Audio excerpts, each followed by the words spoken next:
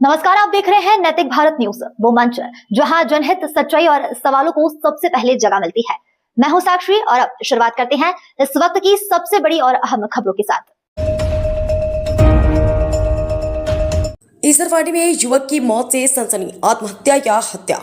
पैठण तालुका के ईसरवाड़ी में गांव में 5-6 दिन पहले हुई एक युवक की संदिग्ध मौत से इलाके में खलबली मच गई है। मृतक के परिजनों ने गंभीर आरोप लगाते हुए कहा कि युवक ने आत्महत्या नहीं की बल्कि उसकी हत्या की गई है। परिवार के सदस्यों के अनुसार हमारे भांजे ने आत्महत्या नहीं की, उसकी साजिश के तहत हत्या की गई है। परिजनों ने यहाँ भी आशंका जताई है कि अब पूरा मामला प्रेम प्रसंग से जुड़ा हो सकता है। घटना के बाद गांव में तरह तरह की चर्चाएं शुरू हो गई हैं। परिजनों और ग्रामस्थों ने पुलिस से मामले की गहन जांच कर सच्चाई सामने लाने की मांग की है। युवक की मौत आत्महत्या है या फिर घातपात, इसका खुलासा पुलिस जांच के बाद ही हो सकेगा। पुलिस का कहना है कि हम निष्पक्ष मामले की जांच करेंगे, पूरे घर वालों का न्याय देने का काम करेंगे। फिलहाल मामले के आगे की जांच MIDC पुलिस स्टेशन द्वारा की जा रही है। संवाददाता सत्यजीत घोटके। आपलं लताबाई गौतम निसर्गे. बर तुमचं मैताशी नातं काय आहे? माझा भासा होता तो. बर राहायला कुठे होता? इसरवाडी. बर किती दिवसापासून तुमच्याकडे राहतो? तो लहानपणापासूनच राहत होता. बर जसा मृत्यू झाला तर मृत्यूपूर्वी काही धमक्या, वाद किंवा तणाव झाला होता? हा, धमके येत होते ना. कोणाकोणाच्या धमक्या आल्या? तिची आई सकाळी चालती धमकी देऊन गेली ती. बर काय मुलीची आई ती म्हणली मी माझ्या भावाला सांगल, त्याला मारून टाकीन. बर त्यानंतर कोणाचा फोन कॉल वगैरे? नाही, फोन बिन काहीच नाही. बर या त्याच्यानंतर दुपारच्या नंतर त्याला जेवायला आल्याच्या नंतर चिठ्ठी भेटली. मी घरी नसताना, मी लग्नाला जायला होते. चिठ्ठी कशाची? मुलीनं चिठ्ठी दिली ती. कुणी? मुलाला.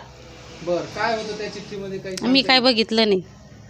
बर तर तुम्हाला काय हे आत्महत्या वाटते का काय घातपात वाटतो? घातपातच केला. घातपात केला. बर पोलिसांनी पंचनामा वगैरे केला? पंचनामा केला. बर कोणावर संशय वगैरे आहे का तुम्हाला? संशय त्यांच्यावरच. आता कोणावर नाव सांगा ना. मुक्ताबाई काय नाही, बोरुडे. अजून? तिच्या नवऱ्याचं नाव सांगावं लागेल ना. मुक्ताबाई सोमनाथ बोरुडे. बर अजून? आणि त्याचं नाव PSIचं नाव मला नाही माहीत. नवनाथ दगडू बोर्डे. हा त्यांच्यावर कशामुळे संशय वगैरे काही? कारण त्यांनी आम्हाला धमकी दिली होती. बर त्यांनी त्यांना धमकी दिली? हा, म्हणजे आम्हाला दिली ती, बर मुलाला आणि मला. किती दिवसापूर्वी? तरी तर चार महिने झाले. का फोनवर धमकी दिली? हो, फोनवर. फोनवर दिली ती, फोनवर. हा, घडायच्या आधी. बरं त्याच्यानंतर तुमच्या कुटुंबाची जी आहे ती पोलिसाकडून काय अपेक्षा आहे, काय सांगता येईल तुम्हाला? आता अपेक्षा न्याय मिळवून द्या. न्याय मिळवून हां द्या असं तुम्ही प्रशासनाला सांगण्याचा प्रयत्न केला. हां. काय नाव आपलं? शरद गौतम निसर्गे.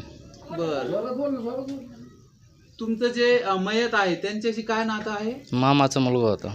बर काय घटना घडली आणि कशा प्रकारे घडली, पूर्ण डिटेल्स मध्ये सांगू शकता? हा सांग. मामाचा मुलगा होता, तर इथं राहत होता आमच्यापासून लहानपणापासून तर मोठ्यापर्यंत. तर आता नंतरच्या मुलीचं मुलासोबत हे होतं, अफेअर होतं. त्याच्यानंतर आम्हाला असं माहिती पडली का असे हे आहे म्हणून. त्याच्यानंतर मग आम्हाला, माझ्या आईला धमकी वगैरे आलेले. त्याच्यानंतर मग आईला चिठ्ठी आल्याच्यानंतर संध्याकाळी सांगितलं का मुलाने का बाबा ही चिठ्ठी आलेली आहे.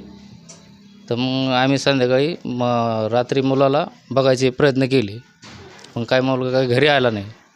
तर मग त्याच्यानंतर सकाळी आम्हाला असं हे आढळून आल्याच्यानंतर तर आम्ही सकाळी हे केले, माहिती भेटली. बाजूच्या मुलाने सांगितलं आम्हाला मारण्याची.